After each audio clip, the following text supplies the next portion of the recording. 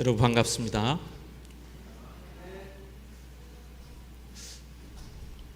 저는 여기 우리 옥인교회 규칙대로 금식을 하지 않았습니다. 밥을 먹었습니다. 죄송합니다.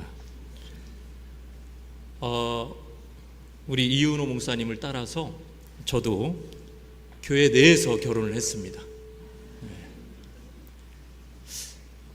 저는 이제 이윤호 목사님을 보면 선배이기도 하지만 믿음의 롤 모델이에요. 그래서 저에게 제가 아주 젊었을 때 30대 초반에 저한테 아주 큰 비전을 던져 주셨죠. 자녀가 4명일 수가 있다. 3명도 아니고 4명일 수가 있다라는 이 교육자 사회에서 그런 놀라운 비전을 던져주셔서 제 마음에 이렇게 새겨졌습니다. 30대 초에 31살에 그 결과 저도 자녀가 4명 되겠습니다.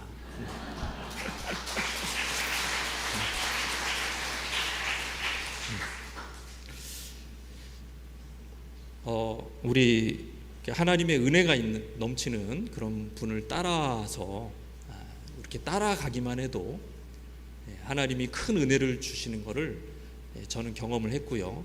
저도 뜻하지 않은 바지만 종로구에서 이렇게 또 임지가 결정된 다음에 우리 이은호 목사님이 이렇게 옆에 있고 옥인교회가 옆에 있다라는 게 얼마나 이렇게 형님 같은 교회, 이렇게 좀 기댈 수 있는 그런 교회가 있다라는 게 얼마나 이렇게 힘이 되는지 모르겠습니다.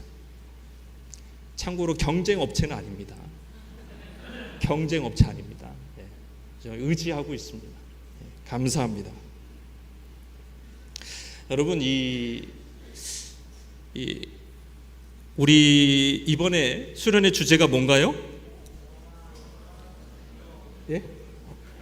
뭐예요? 바뀌었어요? 그 주제 따라서 제가 준비를 한 건데, 하나님 안에서 즐거워하라죠. 하나님 여호와 안에서로 바뀐 거예요.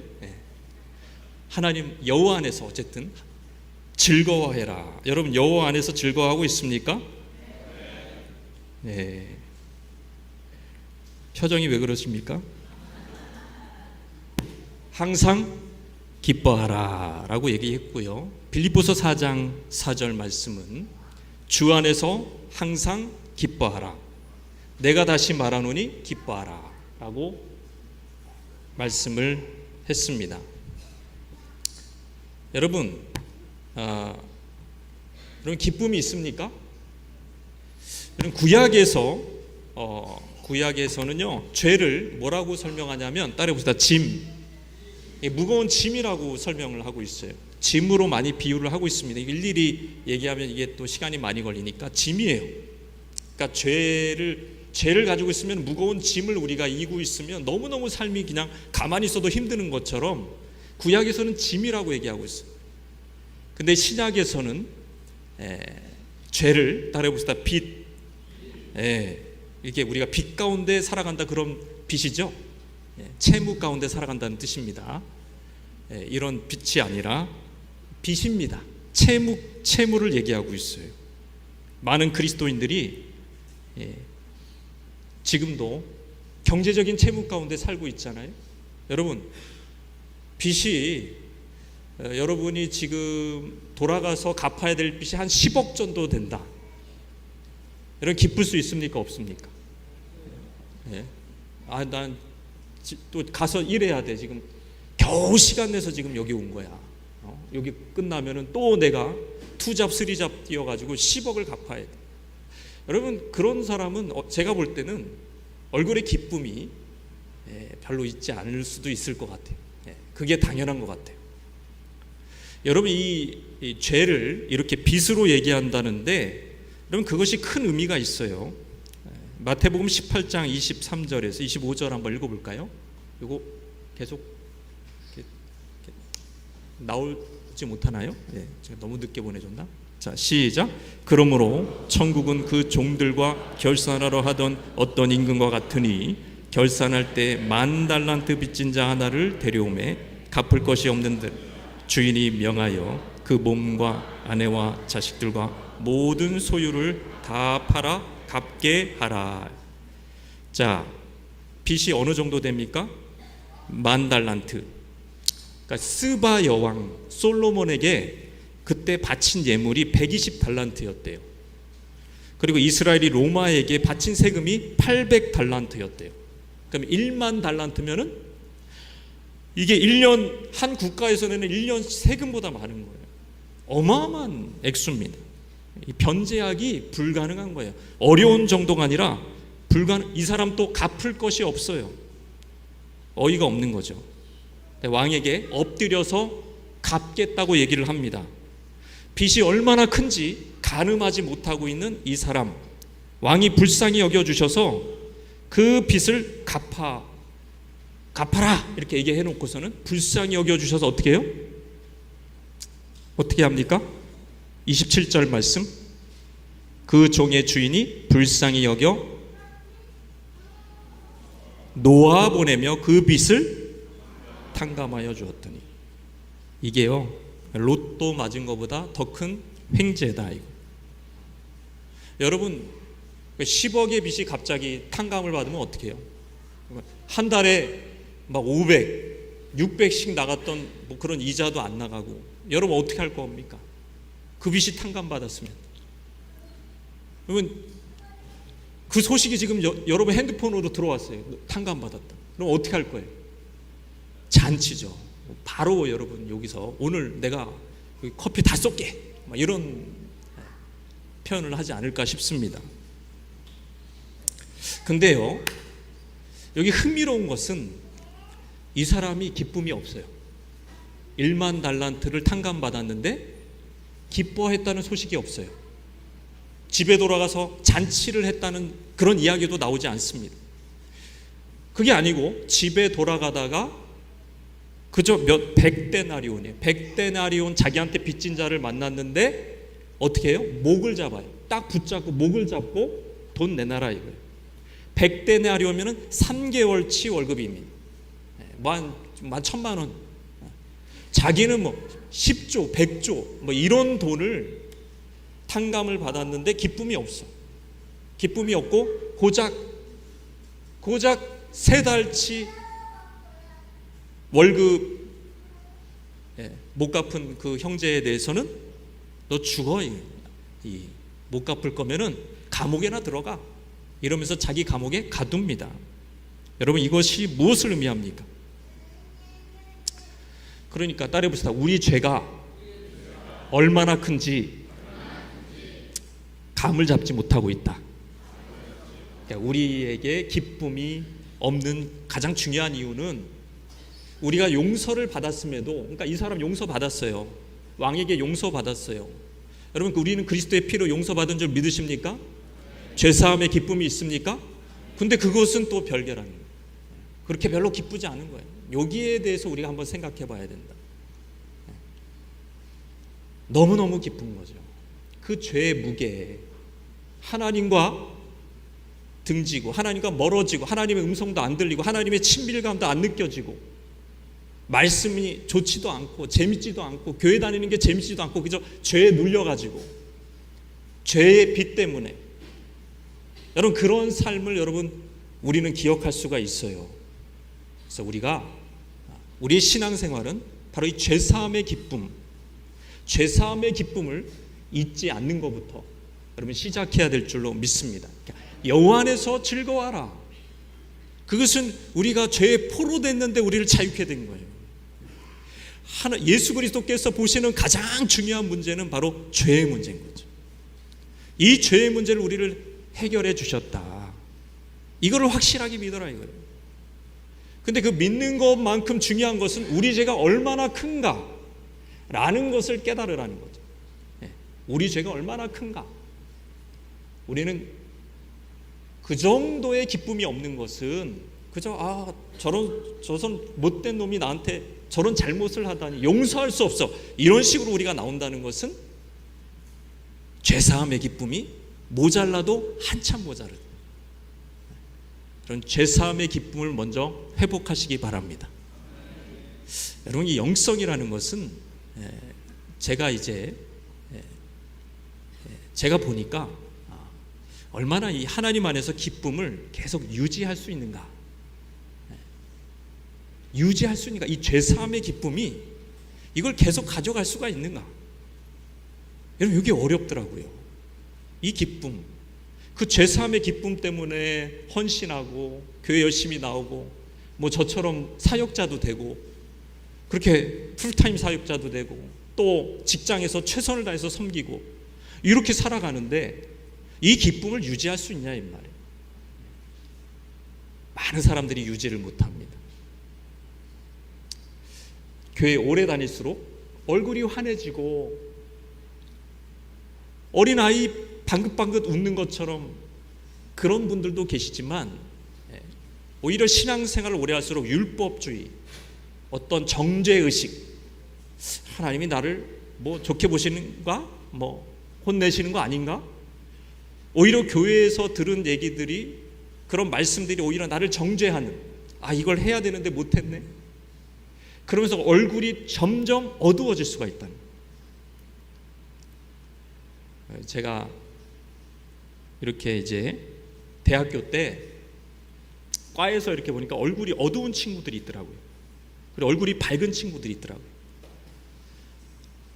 이렇게 보니까 얼굴이 밝은 친구들은 예수를 안 믿는 친구들이었어요. 그러니까 오늘도 어떻게 하면 죄 지을 수 있을까 이런 생각에, 오늘 밤에 어떻게 내가 놀 수 있을까 이런 생각에 얼굴이 밝아요. 그런데 오히려 얼굴 어두운 친구들은 모태신앙들이었어요. 얼굴이 어두워요. 이러지도 못하고, 따라해보세요. 이러지도 못하고 저러지도 못한다. 그러니까 배운 게 있어가지고 죄는 못 짓고, 그렇다고 죄 지을 마음이 전혀 없는 건 아니고, 이런 상태로 회색지대로 사는 거예요. 우리의 신앙이 그럴 수가 있습니다. 정말 관록 있는 신앙인, 성숙한 신앙인은 기쁨을, 죄사함의 기쁨을 유지하는 사람이에요. 여러분, 기쁨이 능력이에요. 저는 이 기쁨이 권투 선수로 얘기하면 맷집과 같다 그런 생각이 들어요. 맷집.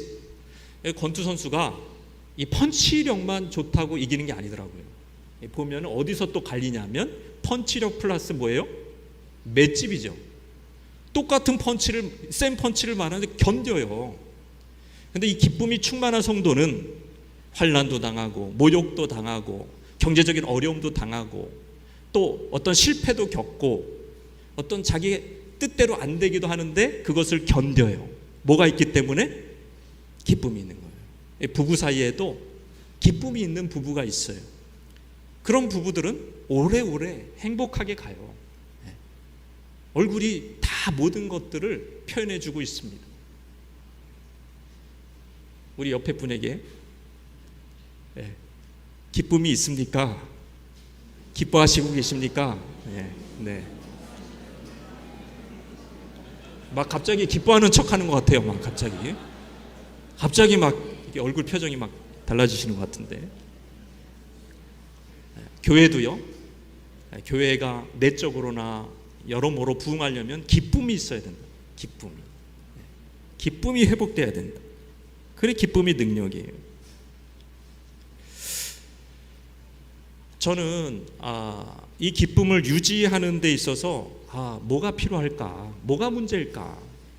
저는 이게 우울질이에요. 이렇게 막 외향적인 성향이 아니에요. 굉장히 저는 혼자 있으라 그러면은 뭐 한 일주일도 혼자 있고, 혼자 뭐 하라 그러면 뭘 할 수 있을 정도로 그렇게 내향적인 사람.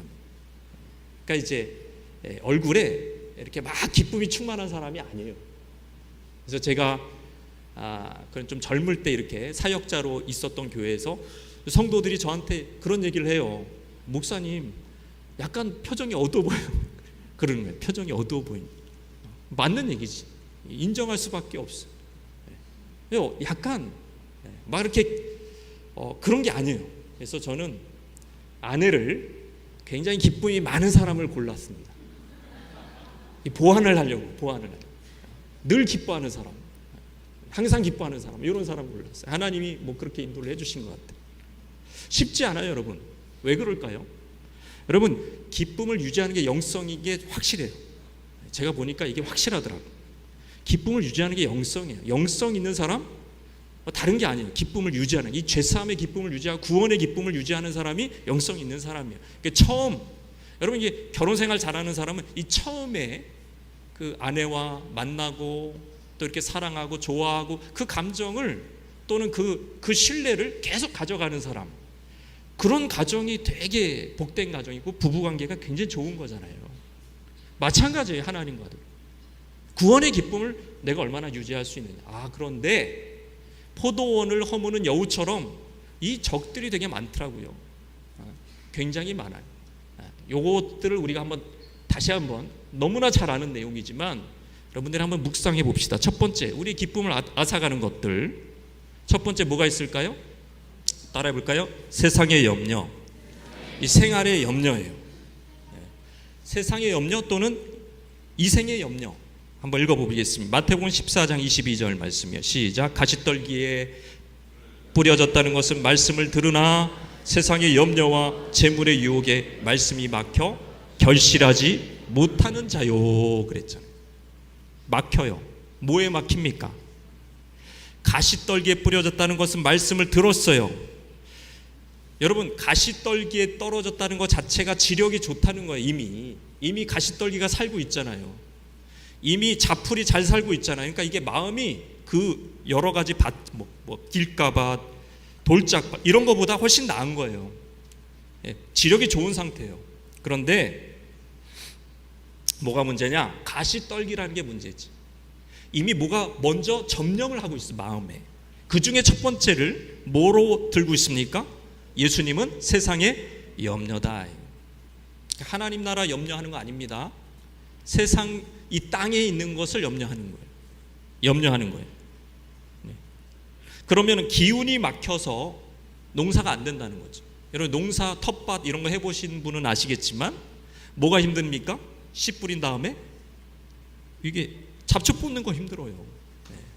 그냥 어떤 거는 삽으로 해도 잘 안 뽑아지는 잡초가 있지 않습니까? 이게 첫 번째가 바로 염려다. 그만큼 뿌리가 깊고 그만큼 빨리 이 염려는 금방 우리의 마음을 점령해 버린다는 거예요. 염려의 반대는 뭘까요? 염려의 반대? 평안일까요? 염려 반대 뭘까요? 따라해 봅시다. 충성. 염려의 반대는 어원적으로 볼 때 염려는 나누다, 쪼갠다라는 의미가 있어요. 그러니까 나누어지지 않는 마음, 통으로 된 마음. 여러분, 그게 충성이잖아요. 올인하는 마음. 여러분, 올인하는 마음이 있습니까? 지금도 뭔가 여러분이 걱정하고 있습니까? 뭔가 걱정하고 있죠. 우리는 뭔가를 늘 걱정하고 있어요. 걱정과 근심이 없는 때가 없어요. 10대 때는 어느 학교를 가야 되나, 20대 대학생들이요, 대학교 들어가면 다 끝난 줄 알았더니 뭐가 기다리고 있어요? 취업이요. 무시무시한. 여기서 이거 쉽지 않아요. 취업. 그거 끝나면 또 뭐가 기다리고 있어요? 이제 또 결혼이, 또 누구를 만날 건가. 또 그냥 괜찮은 좀, 신앙이 좀 안 좋고, 신앙이 좋으면 또 돈이 없고. 뭐가 이게 다 안 맞아, 이게. 염려가 많습니다, 여러분. 근데 머슴은 어떨까요? 머슴이 염려가 많을까요? 한 주인만 섬기는 머슴은 염려가 있을 수가 없죠. 주인이 다 책임져주고 주인 시키는 일만 하면 되잖아요. 여러분, 가장 복된 인생이 뭔지 아십니까? 주인이 시키는 것만 하면 됩니다. 한 주인을 섬기는 사람이 제일 복된 사람입니다.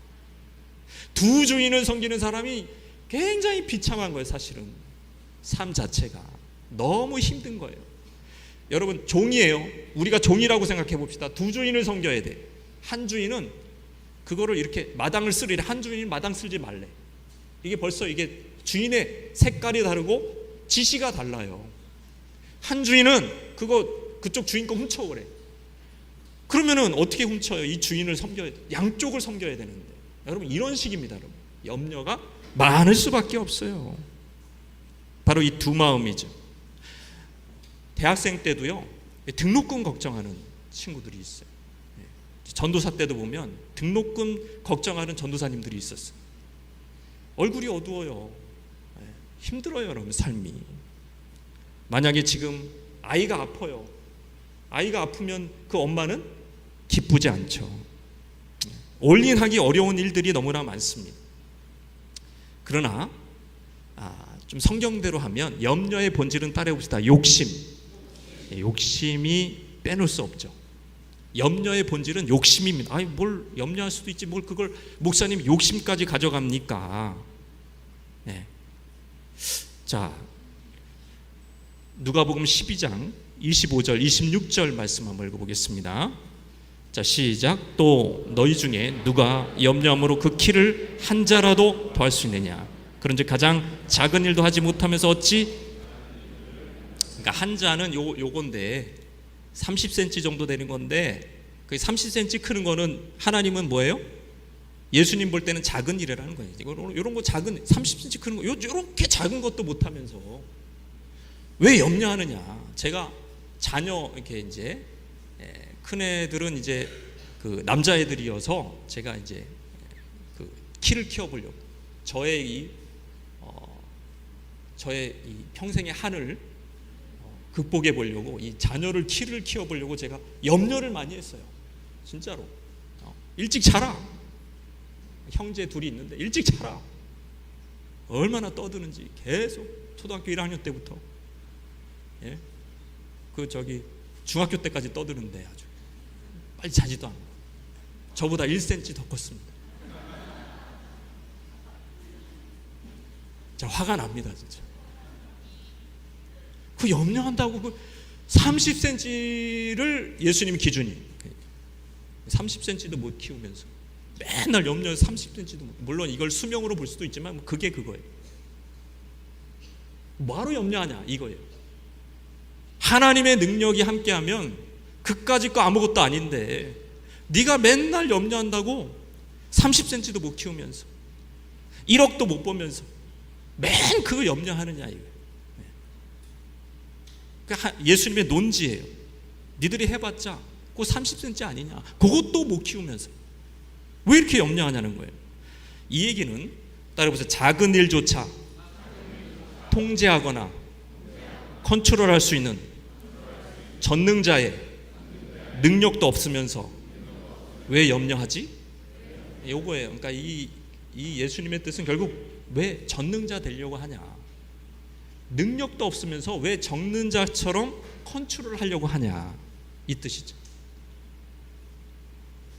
여러분, 은혜를 많이 받고 이렇게 교회 생활을 하고 성숙해지면은 굉장히 막 천국이 가까워질 것 같고 뭔가 이렇게 열릴 것 같은데요, 그렇지 않을 수도 있어요. 뭘 간과했냐면 인간의 본성을 간과한 거예요. 인간의 본성은 자꾸 하나님같이 되고 싶어하는, 자기가 하나님같이 되고 싶어하는 그런 본성이 있어요. 이게 제일 무서운 본성입니다. 그러니까 여러분이 뭐 저도 그렇게 살았지만 이 뭐 몇 계명 나 잘 지키고 있어, 10계명 중에서 이거 잘 지키고 있어, 난 이런 건 안 하지, 나는 깨끗한 사람이야. 여러분, 그거 아무것도 아니에요. 가장 무서운 죄는 바로 태초에 일어난, 아담이 왜 거기에 넘어갔냐 이거예요. 왜 선악을 알게 하는 실과를 따먹었냐 이거예요. 왜 그런 거예요? 예? 왜 그런 거예요? 뭐 무슨 살인죄 뭐 이런 것 때문에 그런 거예요? 누가 미워서 그런 거예요? 뭐 간음하고 싶어서 그런 거 한 거예요? 아니잖아요. 왜 선을 넘었습니까? 왜 하나님이 하지 말라는 일을 했죠? 따라해보세요. 하나님처럼 되고 싶어서. 하나님처럼 되고 싶어. 자기. 자, 하나님 노릇하고 싶어. 이게 제일 무서운 본질이에요. 인간성의 제일 무서운 본질. 하나님 노릇하고 싶은 거예요, 인간은. 예? 여러분, 이게 마지막에도 기다리고 있어요. 여러분을 계속, 여러분이 아무리 은혜 받아도 요거는 기다리고 있어요. 하나님 노릇하고 싶다. 그래서 염려가 생기는 거예요. 왜? 하나님처럼 능력도 없으면서, 창조주 하나님처럼 전능하지도 않으면서 통제하려고 하는 거죠. 미래를 예측하려고 하는 거죠. 자꾸 뭔가 이렇게 판단하려고 하는 거죠. 근데 그게 안 맞아. 본인도 이렇게 느낌이 있어. 이게 안 맞는다는 거. 근데 이게 맞는 척 하는 거지 계속. 그러니까 계속 염려가 많아요. 통제 욕구. 그래서 어떤 분은 자식을 통제하잖아요. 자식을 끝까지 놓지 않고 간섭하고. 그런 분들이 얼마나 많아요. 또 뭐 결혼을 해도 막 며느리 간섭하고. 하여튼 에너지가 넘치는 거지 그냥. 뭐가 넘치는 거야. 하여튼 막 굉장히 정력적이신 분이에요. 그런 분들은 대단해. 하여튼 그럴 필요가 뭐가 있어. 근데 그게 죄성이라는 거예요. 죄성이라는 거예요. 그게 어떤 사랑이 아니고 죄성이라는 거예요. 통제하려고 그러고 계속 이렇게 안 하면 네가 어떻게 돼? 내가 이렇게 안 해줬으면은 너는 큰일 나. 뭐 이런 마음, 이 염려가 있는 거죠. 본인이 하나님 노릇하려고 하는 거예요. 거기에는 본인도 피곤하고 본인도 힘들고 상대도, 사랑하는 자녀도, 사랑하는 사람도 여러분 크지를 못합니다. 그냥 이렇게 모세처럼, 요게벳처럼 이렇게 사실은 눈물을 흘리면서 이렇게 떠나보낼 때 이렇게 그 뭐예요? 갈대상자, 그죠? 갈대상자에 이렇게 떠나보내야 돼. 할렐루야. 근데 그거 우리 대한민국의 엄마 중에서 갈대상자 만들어서 떠나보낼 사람 제가 볼 때는 100명 중에 한 명이 나올까? 대한민국 엄마 중에서 저는 한 명도 안 나올 수도 있을 것 같아요. 못 떠나요. 떠나야 돼. 하나님 앞에 맡길 때 맡겨야 된다. 떠나야 된다. 그걸 못하는 거예요. 그러니까 하나님 노릇하려고 하는 건 계속, 여러분 이게 염려의 본질입니다. 염려의 본질은 미래까지 통제하려고 그래요. 미래까지 통제할 수 있다고 이 거짓된 신념을 갖고 있는 거죠. 거기서 이제 빼놓을 수 없는 게, 자, 두 번째 따라해봅시다. 재물의 유혹. 이제 염려의 대부분이 이제 여기에 나이를 먹으면 먹을수록 여기 집중되죠. 그리스도인의 기쁨을 앗아가는 적들, 재물의 유혹. 그러니까 젊은 청년이나 뭐 중고등학생이나 별로 와닿지 않아. 돈이 없으니까 와닿지 않아요. 돈이 없어서 그래. 돈이 없어서. 근데 계속해서 이제 돈이 필요로 하고, 돈을 써야 하고, 돈을 저축해야 되고, 돈을 굴려야 되는 그런 이제 점점 어른으로, 가장으로 갈수록 이 부분은 이제 크게 와닿는 겁니다. 그러니까 이 결국에는 재물이 누구를 대신하는 겁니까? 여러분 이 한국 사회는요 지금 이제 이걸로 고착화가 됐어요. 이제는 이제 젊은이들이 이미 이 생각에 이렇게 빠져 있어요. 그래서 늘 부모를 생각하면서, 또 남의 집 부모를 생각하면서 자기를 이미 평가하고 있다. 굉장히 무서운, 아주 계산적인 그런 시대를 살고 있어요. 너무나 계산이 완벽하기 때문에 자녀도 안 낳고 결혼도 안 하고, 결혼을 해도 자녀를 안 낳는 거예요. 그러니까 자녀를 낳으려면 저처럼 수학을 못해야 돼요. 수학과 계산 이런 거는 이게 안 돼야 돼. 계산이 안 돼. 계산하기 시작하면은 이거 어떻게 자녀를 낳습니까? 저는요 어느 날 이제 아이들이 이제 한 중고등학생 되고 막 초등학생이 되는데 어느 날 TV에서 나오더라고요. 한 아이를 키우는데 2억 5천? 뭐 몇 억이 든다고 이렇게 딱 나오면서 그때 제가 깨달았어요. 큰일 났다. 그때 깨달았어요. 너무 늦게 깨달았어요. 큰일 났다. 이렇게 돈이 많이 든지 몰랐다. 여러분, 그러니까 계속 돈을 벌려고 하는 거예요. 돈 버는 게 나쁘다는 의미가 아닙니다. 돈 버는 건 선한 겁니다. 노동은 신성한 겁니다. 그런데 이 염려의 본질이 돈이란 말이에요. 여러분 기억하십시오. 히브리서 13장 5절 말씀 같이 한번 읽겠습니다. 히브리 13장 5절 시작. 돈을 사랑하지 말고 있는 바를 족한 줄로 알아. 그가 친히 말씀하시기를 내가 결코 너희를 버리지 아니하고 너희를 떠나지 아니하라. 이게 형제 사랑할 때 쓰였던 그 사랑이라는 단어죠. 돈을 필로스 하지 마라. 돈을 사랑에 대해서, 애정에 대해서. 그러니까 돈을 사랑하다는 얘기는 돈이 따라해보세요. 인격이 됐다. 인격이 됐다. 따라해보세요. 인격이 됐다. 넘어서 신격이 됐다. 예, 신격으로 이게 올라간 거예요.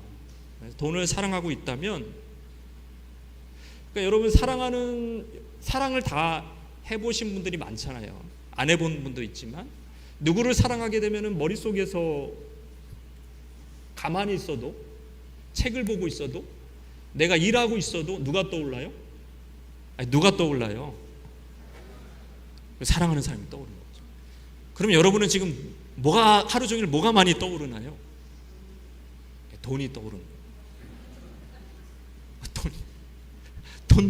돈이 떠오르는 거예요. 그게 사랑의 대상이 됐다는 얘기입니다. 인격이 됐다는 거예요. 돈에 대한 과도한 믿음이 있는 거죠. 우리는 과도한 믿음. 돈이면 뭐든지 할 수 있다. 돈이 없으면 얼마나 늙어서 나이 들어서 은퇴하고서 얼마나 비참한 줄 아냐. 이런 거를 계속 우리는 접합니다. 실제로 그렇기도 하는 모습을 보게 됩니다. 객관적으로. 그러나 돈으로 할 수 없는 것들이 많아요. 돈으로 어린 자녀와 추억을 쌓지도 못합니다. 돈 버느라고 너무 바빠서. 그러니까 너무 이렇게 이제 뭐 이렇게 예를 들어서 무슨 S기업 이렇게 보니까, S기업은 보니까 이게 예를 들어서 이제 1년 후에 이 마감을 해야 되는 걸, 그분들이 그런 얘기 하더라고요. 이걸 갑자기 6개월로 땡긴대. 그러니까 1년 후에 마감인데 그게 바뀌었다고 6개월로 땡긴대. 그러면서 6개월 안에 갑자기, 그러니까 원래 1년 할 걸로 이 뭐 프로세스를 다 짜놨는데 그게 바뀌는 거예요. 6개월로. 그런 거를 수시로 한다는 거예요. 그러니까 퇴근 시간이 몇 시예요? 퇴근 시간이 11시예요. 11시. 10시, 11시. 그렇게 바뀌더라고요. 얼마나 치열하게 하는지. 그러니까 애를 다 엄마가 봐. 그러니까 아빠랑 같이 있는 시간도 없어요. 주말에 피곤해가지고. 근데 아이는 훌쩍 커버리잖아요. 그러니까 아빠의 영향을 너무 적게 받아요. 아빠가 너무 훌륭한데. 아빠의 이제는 이렇게 머리 굵어지면서 아빠의 영향을 좀 받아야 되는데 그때 시간이 없는 거예요. 돈 버느라고. 마이너스죠. 굉장한 마이너스죠. 이 아버지가 가지고 있는 고귀한 자산, 경험, 신앙, 이런 것들을 전수해 줄 수 있는 이런 어떤 그런 형식 자체가 안 나오는 거예요. 틀 자체가 안 나오는 거예요. 시간 자체가 안 나온다. 그걸 다 돈으로 뭐 사주는 거, 뭐 이렇게 좀 좋은 뭐 학원 보내는 거, 뭐 이런 걸로 다 대체하지만 너무 안타까운 거죠. 이게 돈으로 할 수 없는 거예요.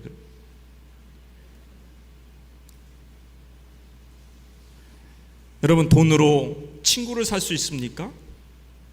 그것도 허탕입니다. 여러분, 돈으로 못 고치는 병도 너무 많아요. 척추측만증, 이런 것도 못 고치더라고요. 척추측만증. 아버지가 의사예요. 유명한 의사예요. 못 고쳐. 그냥 그대로 살아요. 어느 정도까지만. 아버지가 의사면 뭐 다 될 것 같잖아요. 돈도 있고 기술도 있고 인맥도 있고 다 될 것 같잖아요. 안 돼요.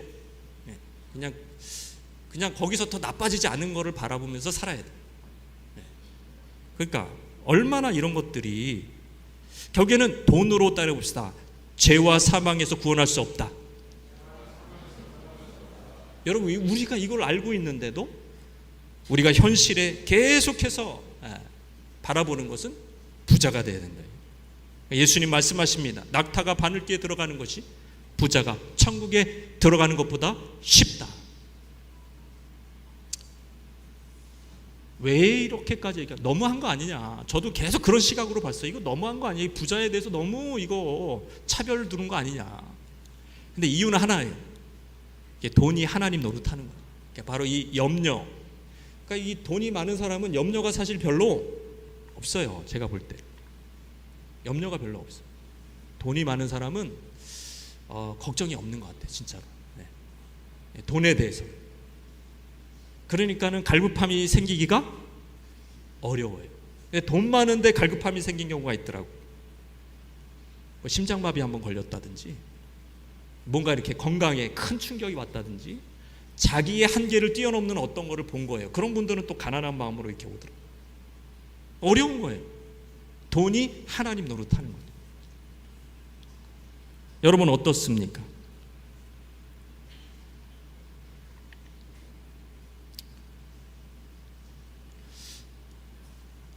또 하나님 노릇하는 게 또 뭐가 있을까요?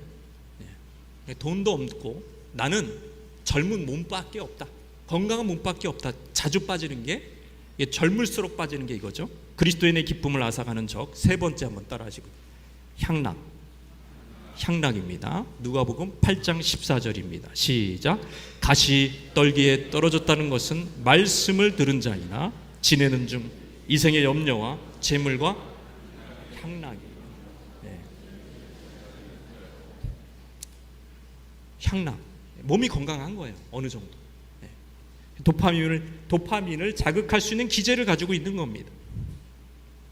향락이죠. 뭐 술, 우리가 생각하는 담배, 마약. 저는 이번에 이 뉴스가 좀 충격적이더라고요. 이 대학가에까지, 이런 명문대까지, 그것도 그냥 뻔뻔하게 이렇게 서클로, 공식적으로, 이게 불법 서클도 아니고 그냥 서클로 이렇게 돼서, 야, 여기서 마약이 판매된다고, 마약을 한다고. 야, 너무 심각한데. 이 젊은 사람들 안에 이런 말초 신경을 자극하는 그런 향락적인 것들이 계속 파고듭니다. 한 번, 그러니까 이것도 마약이나 중독의 원리도 마찬가지인 거예요. 자기가 절제할 수 있다고 생각하기 때문에 그걸 하는 거예요. 아니, 마약을 처음 시작하면서 나는 이거 한 번 빠지면은 평생 할 수밖에 없는 종이 돼, 나는 이거 한 번 시작하면 절대 못 끊어, 그런 믿음 있는 사람이 마약을 하겠습니까? 그냥 호기심에 몇 번 해보고 친구들 분위기 맞춰주고, 그럼 나는 끊을 수 있는 거지. 나는 얼마든지 끊을 수 있어. 모든 중독자의 변명입니다. 그러니까 얼마든지 끊을 수 있어. 이게 뭐예요? 하나님 노릇하는 거죠.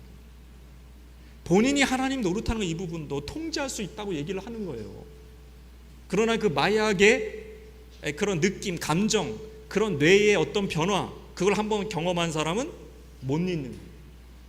그래서 그냥 계속 빠지는 거예요. 얼마나 무서운 일이 일어나고 있습니까? 여러분, 향락을 피해야 되는 이유가 뭡니까? 죄 짓지 말아야 돼서. 논리가 그거야. 죄 짓지 말아야 돼. 죄 짓지 말. 여러분, 쾌락을 누리지, 그러면 그거 죄잖아요. 아니요, 더 큰 이유가 있어요. 근데 능구렁이 같은 신자는 이렇게 얘기하는 거예요. 뭐 죄를 지어도 하나님 용서해 주시지 않아? 예수님이 다 용서해 주신다. 나는 그렇게 교회에서 그렇게 배웠는데, 그러니까 좀 땡겨서 받지 뭐. 예수님이 용서해 줄 거니까, 나는 그걸 믿으니까. 죄를 지어도 지옥에 여러분, 죄를 짓는다고 지옥에 가요, 안 가요? 죄 짓는다고 지옥에 가요, 안 가요? 안 간다고 우리는 교리적으로 확신하잖아요. 실제로 교리적이고 그게. 그러니까 그걸 이용하는 거예요, 계속. 어리석은 신자일수록 계속 그걸 이용하는 거예요. 여러분, 그러니까 죄를 계속 지어. 결국에는 어차피 용서해 줄 거니까. 그 헤어나오지를 못하는 그 논리 안에 빠져 있지 말고, 향락을 빠질 때 가장 큰 위험은 우리 옥인교회 오늘 주제와 같습니다. 여러분, 여호와 안에서 기쁨이 사라진다. 이게 제일 중요한 거죠. 기쁨이 사라지는 거. 제일 무서운 거예요. 교제의 기쁨. 외운. 예? 이 기쁨이 사라지는 거. 함께하는 기쁨. 죄를 지으니까 그래도 양심이 살아있는 분은요, 이 죄를 지으면 금방 아내가 눈치를 채더라. 눈치를 채요. 그래서 저한테 이제 상담이 들어왔어요. 죄를 지었어요, 남편이. 그 얼굴을 보니까 이게 딱 아내가 감을 잡았어요. 외박을 하고 왔는데, 새벽에 들어왔는데 얼굴 보니까 당신 이상해. 뭐 했어? 그랬는데 이분이요, 또 정직하게 얘기한 거예요. 그 다음부터 제가 1년을 봤는데 계속 죄인처럼 사시더라고요. 그게 낫죠, 사실.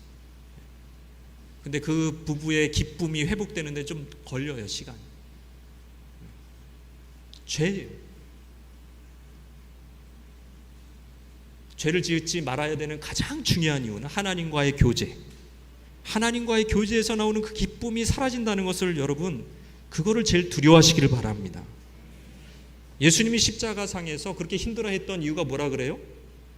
어찌하여? 엘리 엘리 라마 사박다니, 어찌하여? 나를 버리셨나이까. 그 잠시의 그 잠깐의 교제의 단절도 하나님, 예수님은 무서워했던 거죠. 신의적인 면에서 접근하자면, 정서적인 면에서 접근하자면 그 잠깐도 싫은 거예요. 예수님 그것도 너무 끔찍한 거예요. 그러니까 예수님은 환난을 당하든 고난을 당하든 뭐 이렇게 막 채찍을 맞든 전혀 꿈쩍하지 않아요. 왜? 하나님의 영광, 하나님 삼위일체 하나님과 항상 교제하고 있기 때문에 아무 문제가 없는 거예요. 하나님 안에서 즐거워하는 거죠. 삼위일체의 그 상호 침투적인, 서로 하나 되고 서로 위로해주고 서로 그 정신이 통일되고, 여러분 이 안에서 다 보호가 되는 거예요. 예수 믿는 사람이 환난이 없어질 거라고 얘기하고 있지 않습니다. 너희는 환난을 당하나 담대해라 이거죠. 담대해라. 환난을 당해요. 우리는 내가 세상을 이기었노라. 그리스도가 함께한다는 거죠. 승리하신 그리스도가 함께한다. 여러분 그 교제의 기쁨 때문에 우리는 향락에 빠질 수 없음을 믿으시길 바랍니다. 특히 이제 젊을수록 이 향락에 빠지기 쉬운데, 그래서 여러분이 빨리 이렇게 교제의 기쁨을 알아요. 하나님과의 이 교제의 기쁨이 얼마나 큰가, 성령과의 교제의 기쁨이 얼마나 큰가. 그래서 우리 금요기도에도 자주 나오시고, 예? 이렇게 교회에 이렇게 기도회에 있을 때나 이런 주중 집회도 자주 나오셔서 자꾸 이렇게 하나님하고 교제하는 그 기쁨을 알아야 돼요. 그 기쁨이 빼앗기기 싫어서 죄를 이기는 것, 강력한 힘입니다. 네 번째, 그리스도인의 기쁨을 뺏어가는 게 있어요. 따라해봅시다. 깨어진 꿈. 이거는 이제 당해야 되는 거예요. 이거는 배워서 아는 게 아니고 실제로 당할 때 이제 나오는 겁니다. 깨어진 꿈. 뭔가 꿈이 있었어요. 요셉처럼 꿈이 있었어요. 그럼 그 꿈을 시기를 받아서 깨트리는 사람이 있어요.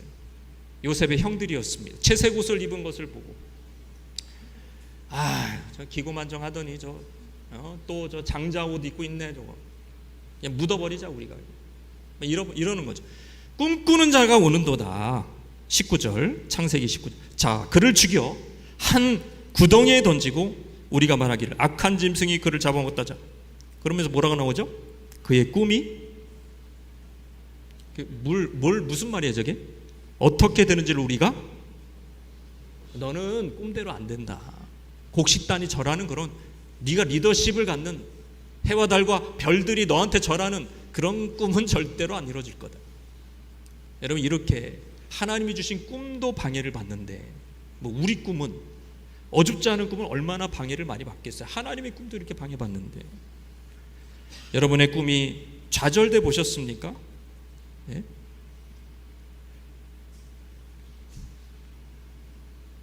여러분의 어떤 꿈을 갖고 계셨습니까? 그러니까 제가 왜 이 얘기를, 왜 꿈 얘기를 갑자기 하냐면, 뭔가 얼굴에 뭐 돈을 쫓는 것도 아니고, 뭐 염려하는 것도 아니고,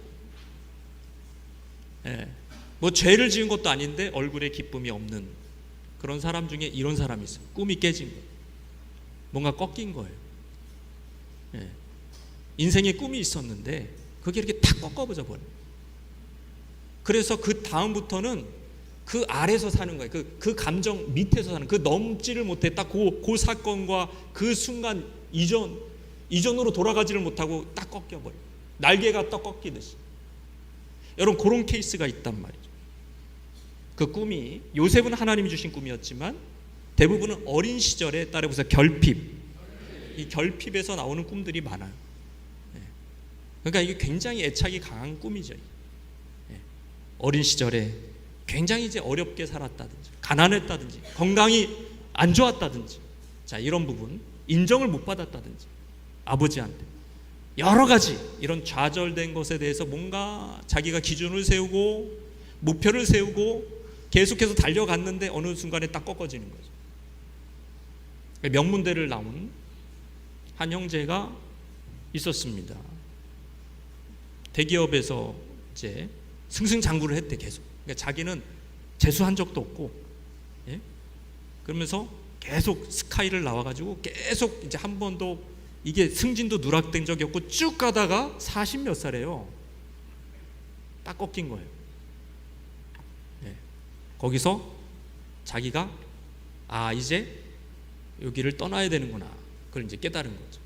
40 그때 6세셨던 것 같아요. 회사도 기억나네요. SK였던 것 같아요. SK가 무서운 것 같아요, 좀. 맞아요, SK. 네.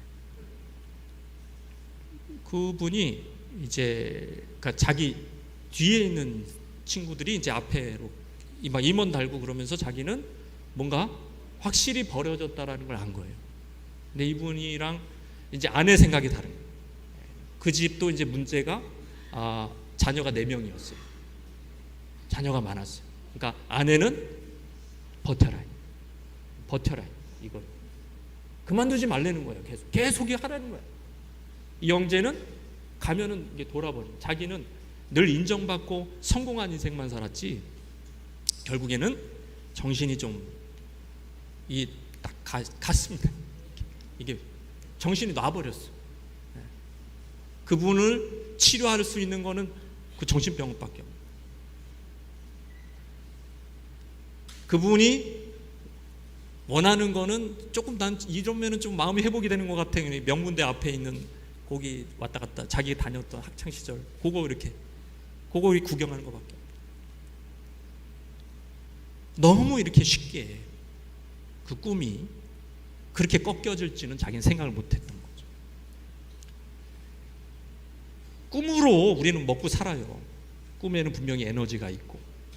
그러나 그 꿈이 영원한 꿈이 아닙니다. 꺾일 수 있는 꿈인 거예요. 여러분이 소원하고 여러분이 젊을수록 이게 더 충만하겠죠. 난 할 수 있어. 자신만만하고. 그럼 언젠가는 꺾일 수가 있는. 그럴 때 우리의 기쁨은 확 사라집니다. 사실상 그 기쁨은 그 꿈이 있었기 때문에 나왔던 기쁨이 있어요. 하나님이 주신 기쁨이 아니라 그 막 열정적으로 사는 꿈이 있으니까. 인간적인 어떤 기쁨이었던 거예요. 그러나 그 꿈이 딱 날개가 꺾어지니까 이제는 그 얼굴에 그 화사한 모습도 없어지고 그 총기도 없어지고 얼굴이 그냥 확 그냥 주저앉아 버려요.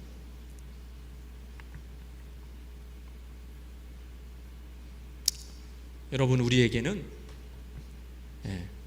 이런 모든 과정의 핵심이 뭐냐? 따라해봅시다. 내가 하나님 노릇하려고 한다. 제가 반복해서 얘기합니다. 이게 우상입니다.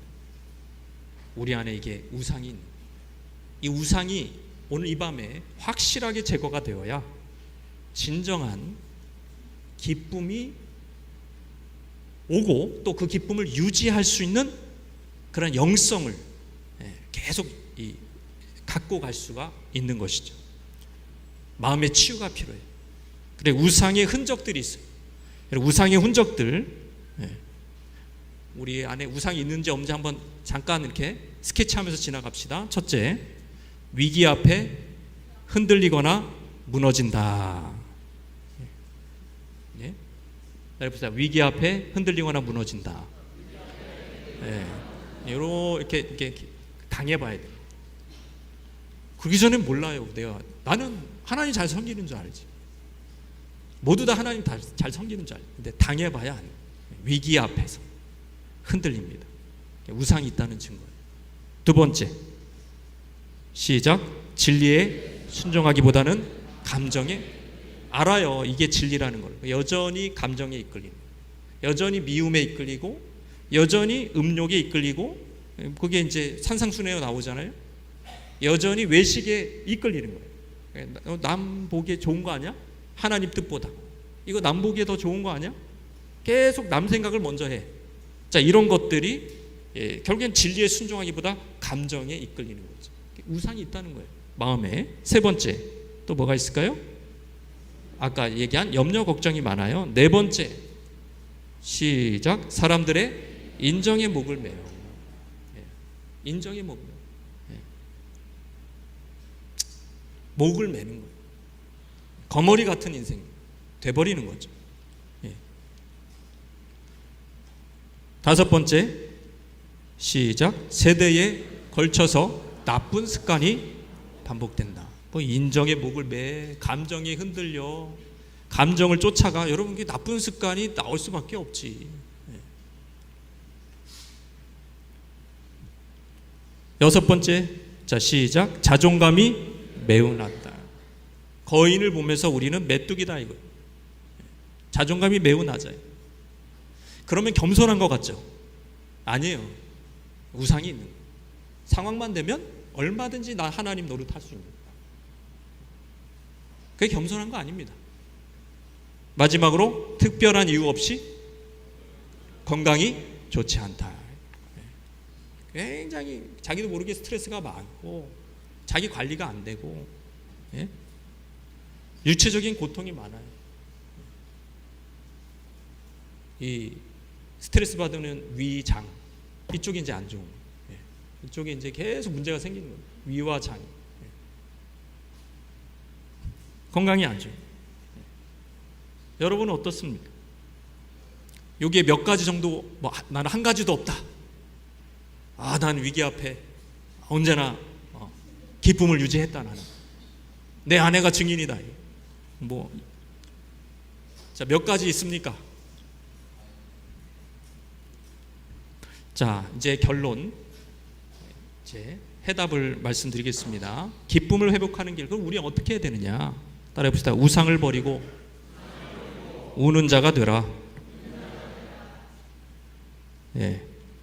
골로새서 3장 15절 말씀 한번 읽겠습니다. 시작. 그러므로 땅에 있는 지체를 죽이라. 곧 음란과 부정과 사욕과 악한 정욕과 탐심이니 탐심은 뭐라 그래요? 우상숭배다. 왜 탐하는 게 우상숭배일까? 왜 더 가지려고 할까? 예. 여러분, 우상이 그냥 지금 이렇게 여기 오다 보면은 큰 우상이 하나 있는데, 그렇게 금붙이 그런 우상 섬기지 않는다고 우리가 생각할 수 있어요. 그러나 우리는 탐심이 있습니다. 그 탐심의 핵심이 뭐라고요? 하나님 노릇하고 싶은 거예요. 그 탐심이 여러분이 계속 이렇게만 생각해. 유욕적인 거. 이렇게만 생각해.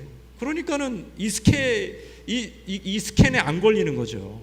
우리 죄가 안 걸리는 거라니까요. 맨 유욕적인 거, 맨 술 취하는 거, 이런 것만 탐심이라고 생각해.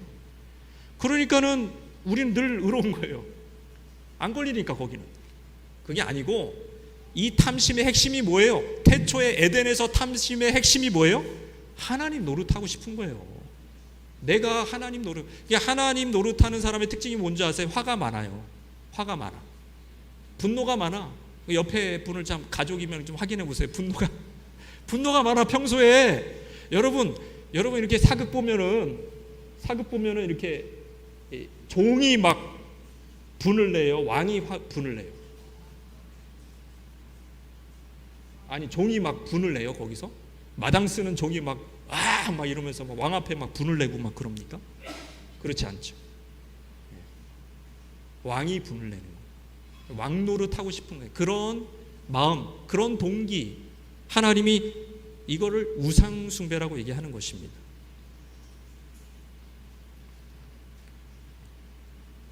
그래서 우리 안에 우상이 뭔지, 만약에 우상이 떨어져 나간다, 그럼 우리는 심령이 가난한 자가 될 것이고, 따라해 봅시다. 애통하는 자는 복이 있나니 그들이 위로를 받을 것이다. 울게 되죠. 이 애통이라는 단어는 죽은 사람이, 그러니까 사랑하는 사람이 죽었을 때 나오는 애통입니다. 그 정도 애통이 올 때 위로를 받을 것이다. 위로를 받을 것이다라는 것을 연구해 보면은, 조사해 보면 이게 성령이 역사한다. 위로의 영이 역사한다. 비로소 기쁨이 회복되는 거죠. 여러분, 이 부분을 제가 다시 한번 강조하고 같이 좀 기도했으면 좋겠습니다. 하나님 안에서 기쁨이 어떻게 회복될까요? 여러분, 이스라엘의 기쁨을 하나님 왜 안 주셨어요? 계속. 왜 선지서에는 계속 심판만 나오죠? 하나님 기쁨의 영이신데 그냥 기쁨 주시면 되지. 그게 안 되는 거예요. 우리가 이런 우상을 가지고 있고 탐심을 가지고 있고 여전히 자기 중심적인, 하나님 중심적인 것이 아니라 하나님의 뜻이 뭐지? 하나님의 생각이 뭐지? 하나님 위로가 뭐지? 그게 아니고 여전히 우리 중심적인 생각을 가지고 있을 때 하나님은 계속 심판만 얘기하는 거지 기쁨이 안 와요. 기쁨은 망했을 때. 그러니까 이스라엘은 다 망해야 기쁨이 온다니까요. 포로로 끌려가야 기쁨이 와요. 그때서야 하나님은 비로소 예언자를 통해서 기쁨을 그때서야 얘기해요.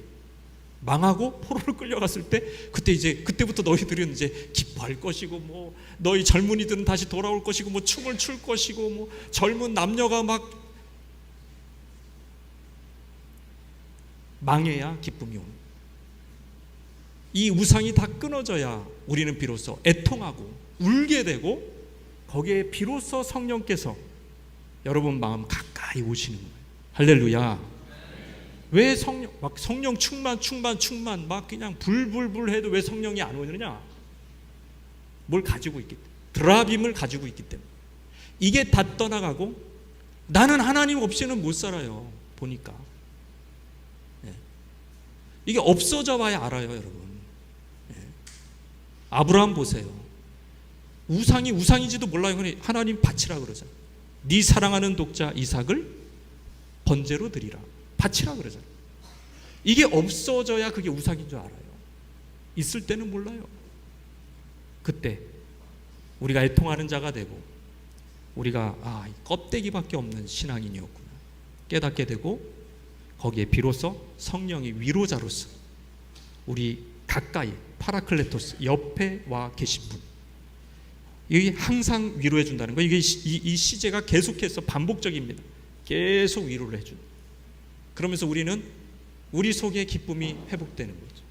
세상의 기쁨이 아니라, 세상이 주는 기쁨이 아니라, 자녀가 주는 기쁨이 아니고, 성공이 주는, 돈이 주는 기쁨이 아니고, 쾌락이 주는 기쁨이 아니고, 성령이 주시는 기쁨, 성령이 주시는 기쁨으로 저와 여러분이 회복되시기를 주님의 이름으로 축원합니다. 깊이 들어가요. 성령이 주시는 기쁨, 여러분 속 깊이 들어가고, 그 기쁨은 밖에서 나한테 들어오는 기쁨이 아니라 여러분 속에서 마치 샘이 솟아나듯이 속에서 아무런 자극이 없는데 속에서 성령께서 여러분 안에 기쁨을 주시는 것입니다. 여러분, 이런 놀라운 역사가, 기도 많이 하면 기쁨을, 물론 맞죠. 말씀 들어야 되고 기도하고 말씀 들어야 되고, 그러나 그거보다 먼저 전제가 있어요. 우상이 꺼져야 되는 거예요. 내가 하나님 노릇하려고 했던 것, 그게 대표적인 게 염려, 돈 욕심, 그런 깨어진 어떤 소망 때문에 좌절하고 있는 거, 아니면 여전히 소망을 가지고 막 그냥 뭔가 에너지가 넘치는 것도 위험해요. 뭐 이런 것, 이런 삶들을 여러분이 다 이렇게 엑스레이를 이렇게 찍어서 이번 수련회 때 우리가 이 첫날 그리스도 안에서, 하나님 안에서 기뻐하시기 위해서 가장 먼저 버려야 됩니다. 버리고 내가 의지하는 것들이 꺾여지고, 그래서 울어야 됩니다. 탄식해야 되고, 내 안에 눈물이 나올 때 비로소 정말 그 아주 세심한 성령께서 여러분을 만져주실 줄 믿습니다. 성령을 경험하실 줄 믿습니다. 같이 기도하시겠습니다. 우리 기도하시면서 이 시간에 하나님 앞에 나가시겠습니다. 우리 주여 3번 부르짖고 성령께서 우리 가운데 함께 해주시고, 내 안에 우상이 무엇인지 분명히 깨달아. 하나님, 내가 이 인정에, 뭐 남자친구 여자친구의 인정에 목마른 겁니까? 내 안에 어떤 돈으로서 뭔가를 통제하려고 하는, 이 서러움을 씻으려고 하는 뭐 그런 것이 있습니까? 내 안에 여전히 그 기쁨은 가식적인 기쁨이요, 세상이 주는 기쁨 아닙니까? 여기서 분명하게 결단하고 정말 하나님이 주신 기쁨으로, 내 속에서 성령이 주시는 기쁨으로 충만하기를 소원합니다. 우리 주여 3번 부르짖고 또 회개하고 주님을 구하는 시간 갖겠습니다. 주여, 주여, 주여.